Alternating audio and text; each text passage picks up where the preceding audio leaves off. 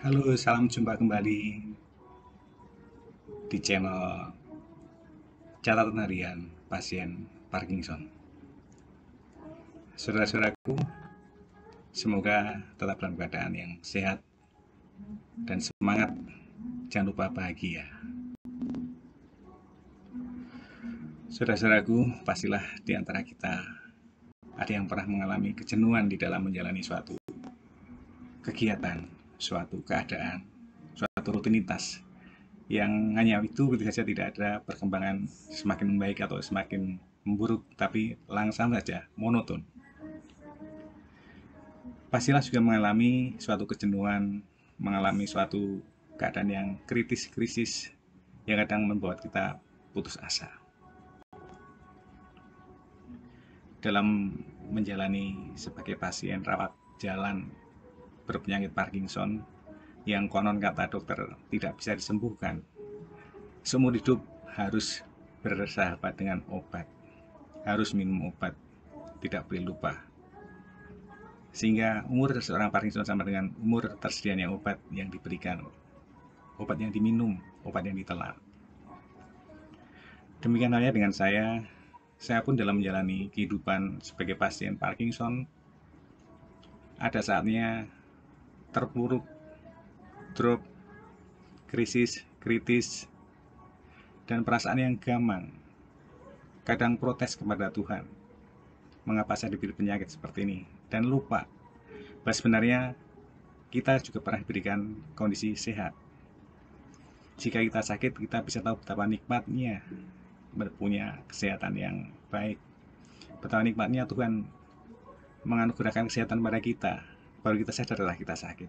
Tetapi ketika sakit kadang kita lupa, kita hanya protes. Tuhan, mengapa kau berikan sakit ini kepadaku? Di saat yang seperti itulah muncul kegamangan. Begitu berat menjalani hidup sebagai single parent yang terserang penyakit, yang untuk mencukupi kebutuhan self-help sehari-hari saja begitu sulitnya untuk melakukan hal yang sifatnya ringan, makan, minum, mandi, berpakaian, menyapu, mengepel, itu sebenarnya semua ringan untuk dikerjakan, tetapi berasa berat untuk penderita penyakit Parkinson. Dan suatu ketika saya juga mengalami drop yang luar biasa, menyebabkan putus asa dan protes juga dalam kondisi seperti itu. Kenyataan ini harus aku terima dan kutelan laksana menelan pil pahit, saudara. Hidup single parent dan mengidap Parkinson, sudah 5 tahun menderita penyakit Parkinson. Sampai saat itu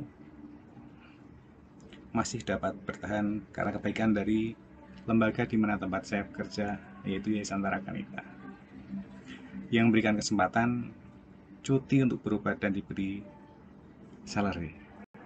Cuti 1 tahun untuk berobat, tapi masih diberikan juga gaji bulanan tiap bulan selama 12 bulan juga. Itu hal yang luar biasa dan anugerah dari Tuhan. Melalui Yayasan Tarakanita saya bisa berjuang untuk hidup dan menghidupi keluarga saya. Dari sinilah saya masih bisa bertahan dan menafkahi anakku. Untuk biaya kuliah anakku, saya harus melepas aset yang ada padaku, warisan dari orang tua. Sedangkan untuk biaya berobat, saya mengandalkan BPJS yang selama ini iuran ditanggung di kantor. Dan tak kubayangkan jika tidak bisa membayar iuran lagi, maka akan pupuslah semua harapan. Ambiar, kata Didi Kempot, ambiar seambiar-ambiarnya. Pil pahit pertama yang harus kutelan setelah dokter memvonis bahwa Parkinson tidak bisa disembuh, hanya bisa dihambat. Hidup tak lepas dari obat. Pil pahit yang kedua, pilihan prioritas pembiayaan. Suatu ketika pernah dokter menyampaikan ketika saya bertanya, apakah pengobatannya dengan obat saja atau bisa dengan cara lain? Dokter mengatakan bahwa ada cara lain dengan operasi, dan biayanya luar biasa mahal sekali. Tidak bisa ditanggung dengan BPJS. Untuk operasi otak dengan biaya 500 juta. Dan demikian Saya harus memilih. Saya harus berobat dengan kos biaya tinggi itu atau menyelesaikan pendidikan anak saya, di mana masa depannya masih panjang. Itu berkecamuk di dalam pikiran saya. Yang jelas, andaikan saya pilih untuk berobat, untuk operasi, semua aset yang saya miliki pun tidak akan bisa mencapai 500 juta. Sehingga aset habis jual semua, tidak mencukupi untuk kebutuhan berobat, anak juga terlantar. Maka dari situlah saya juga berpikir berkecamuk, pilih mana. Pilih pahit yang ketiga, jika sampai Juni tahun 2020 saya belum pulih dan belum layak kerja, maka akan saya terkena PHK atau pensiun dini, yang berarti tidak punya penghasilan lagi dan tidak punya biaya hidup lagi.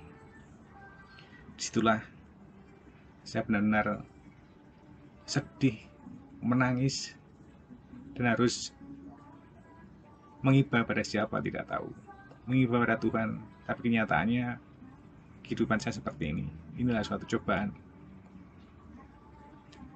Sudah berbagai usaha dan upaya berobat namun belum beroleh kesembuhan. Hanya bisa mengiba pada Tuhan.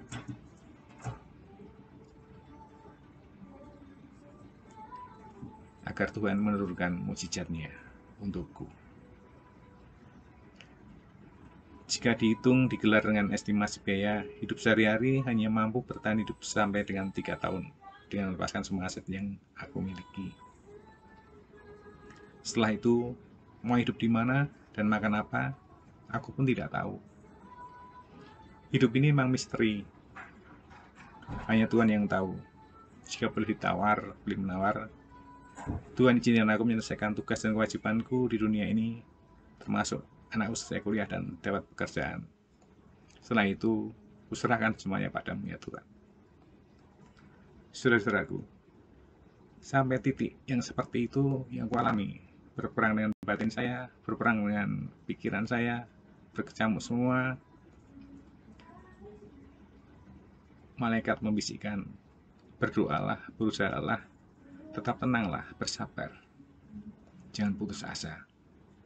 Tuhan punya rencana yang indah di balik penderitaanmu yang begitu berat. Walaupun di telinga yang satunya setan membisikkan, putus asa itu wajar. Bahkan kamu pun sedih itu wajar. Kamu menyalahkan Tuhan itu wajar. Seperti mengejar-ngejar agar saya juga putus asa, bahkan kalau bisa mengakhiri hidup saya.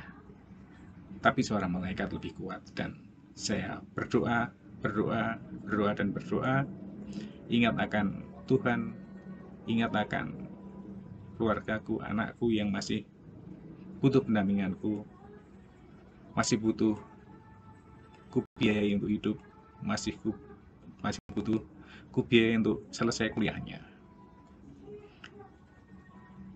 Dari situlah aku walaupun putus asa sedikit demi sedikit mulai bangkit lagi dengan kebaikan Tuhan melalui tangan orang yang di sekitar saya,